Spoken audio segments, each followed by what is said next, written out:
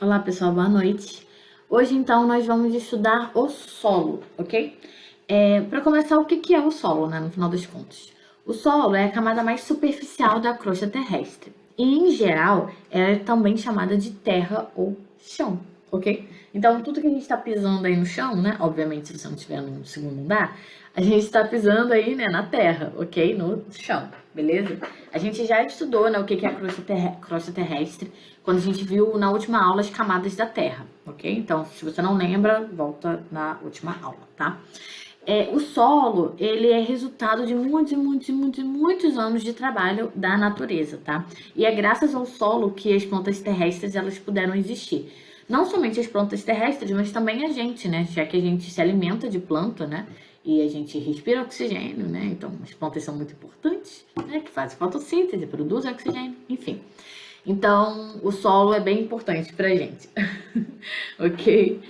Mas como que o solo foi formado, né, ao longo desses milhares e milhares de anos? O solo, ele é formado a partir de uma rocha mãe, tá? Lá no início de tudo, né, lá depois da formação do planeta, a gente tinha majoritariamente rocha e magma, tá? Essa rocha, ao longo de muitos anos, ela foi sendo quebrada cada vez mais, tá? Isso devido à ação do vento, da chuva, do gelo, da temperatura, enfim.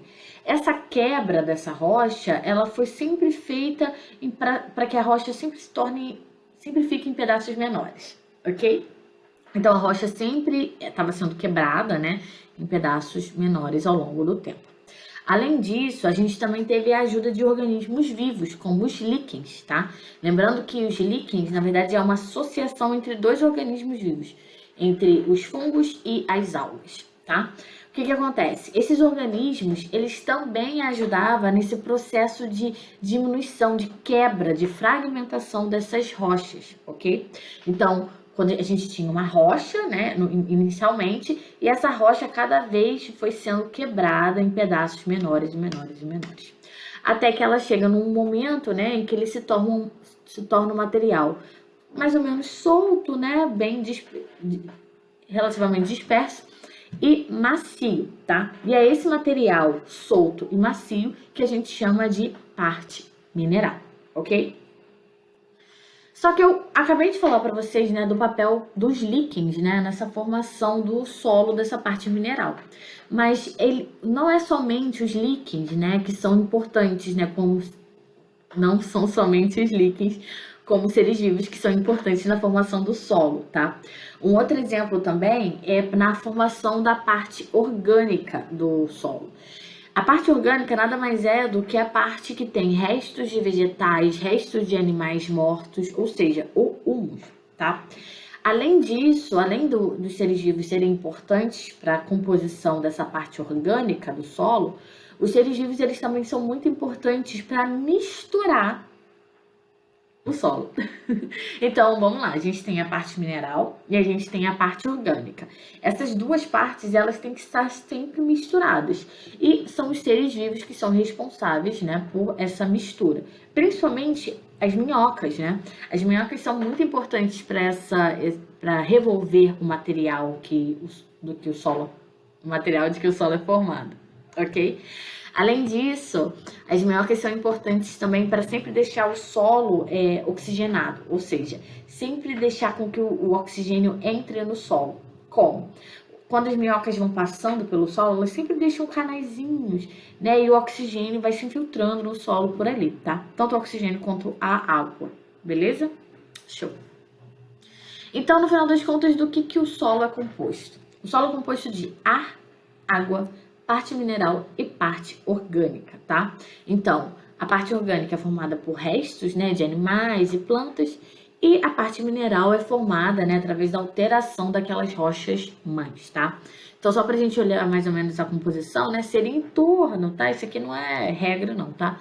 Mas ele é em torno de 46% de parte mineral, 4% de matéria orgânica, 25% de ar e 25% de água, ok? Tá, mas e aí? O solo é uma coisa só? Se eu pegar agora aqui uma pá e sair cavando o chão ad eterno para sempre ali, cavando, vai ser sempre igual? Não, tá? O solo maduro, né, um solo que já está há muito tempo, né, depois de muito tempo de iniciação, vamos dizer assim, ele é dividido em várias camadas ou horizontes, ok? E geralmente a primeira camada é a camada rica em humus, né, que é rica nessa camada de material orgânico, ou seja, de restos de animais, vegetais, enfim. E a última camada, né, é a camada mais rica na parte mineral, porque é a camada mais próxima às rochas, tá? Eu tô falando primeira e última, considerando que a gente tá falando da superfície do solo pra dentro, tá? Então, primeiro é que a gente é da superfície e a última é lá no final, tá? É onde tá mais perto da rocha mãe, ok? Beleza? Tranquilo, né? Então, as camadas da terra, as camadas do solo, elas vão ser diferentes dependendo de várias coisas. Então, dependendo da quantidade do tempo, de se tem vegetais ou não perto da região, enfim. A gente vai entender um pouco mais isso agora. Agora. Quando a gente for falar sobre tipos de solos, ok? O tipo de solo que a gente encontra, né, ela vai depender muito de vários fatores. Principalmente, né, do tipo de rocha matriz que originou aquele solo, do tipo de clima da região, da quantidade de matéria orgânica, da vegetação que tem naquela região e do tempo que ele demorou, né, que ele levou para se formar. Então, se for solos mais novos, né, bem capaz de que vai ser um solo que vai ter muita parte mineral, talvez seja um solo talvez seja um solo, né, que ele seja formado por partes de rocha, né, mais denso. E se for um solo que mais maduro, vamos dizer assim, talvez seja um solo que tenha mais matéria orgânica, enfim. Né, vai depender muito de várias características.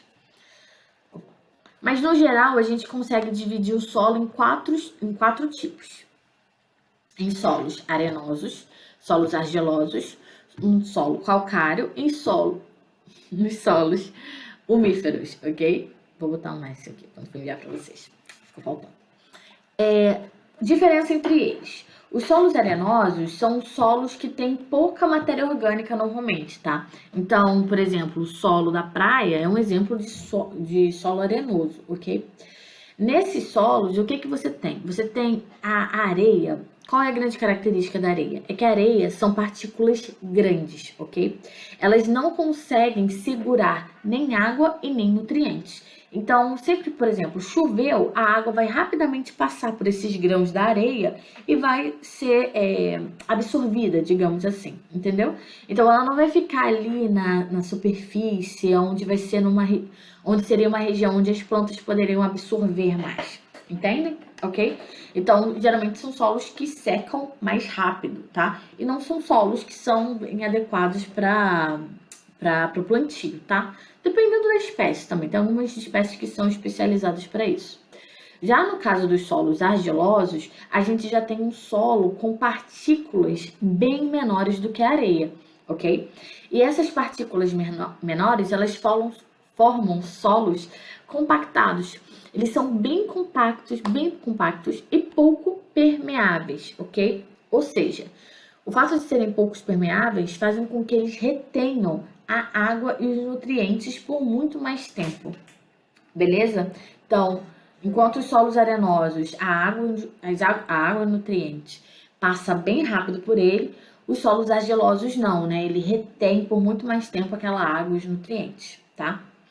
Já no caso do solo calcário, a gente já tem um solo que é formado por partículas de rochas, tá? Ele é um solo mais denso, beleza? Geralmente são solos que são secos, tá? Então eles ficam em regiões secas também. E também ele esquenta muito ao receber raios solares, tá? E obviamente não são adequados para a agricultura, ok? E para finalizar, nós vamos falar então do solo umífero ou humoso. Esse solo é um solo que tem predominância de matéria orgânica ou o humus, né? Como eu falei anteriormente. Geralmente, esses solos são solos que são bons para o plantio, porque eles possuem muitos nutrientes, né? Que veio das plantas, né? Obviamente. dos animais, né? Lembrando, né? Restos de animais e plantas. E esses nutrientes, eles são absorvidos pelas plantas, ok? Além disso, eles também são muito bons para o plantio, porque eles têm uma boa capacidade de reter água, além também de ter uma boa circulação de ar. Lembrando que, né, as minhocas, né, alguns seres vivos são muito importantes nesse processo de circulação de ar, né, dentro do solo, ok? Então, 4 exemplos aqui, né, um solo arenoso, argiloso, calcário e humoso. Só para a gente ter uma curiosidade aqui para acabar a aula, vocês lembram, né, ou sabem, qual a diferença entre argila e areia? Então, a diferença entre eles não está na composição, né, deles, e sim no tamanho do grão. Então, a areia, ela é um grão maior do que a argila, ok? Tranquilo, né? Então, se a gente for olhar aqui em nível de tamanho, em milímetros, né, em diâmetro, a argila tem ali até 0,005 milímetros de diâmetro. Isso é algo que a gente nem consegue ver a olho nu, a gente não consegue ver um grão de argila, tá? Mas, se a gente for olhar a areia, né, a areia fina ali tá em torno de 0,10 milímetros, a areia média está ali em torno de 0,15 a 0,84 milímetros e a areia grossa chega até 4 milímetros, ok?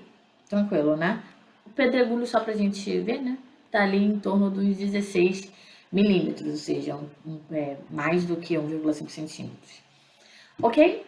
Tranquilo, né? Então, isso é só pra gente saber um pouquinho da diferença da argila e da areia, porque aí a gente consegue entender melhor a diferença do solo arenoso pro solo argiloso, tá? Então é isso por hoje. Qualquer dúvida me avisem, tá? Então até a próxima aula. Tchau.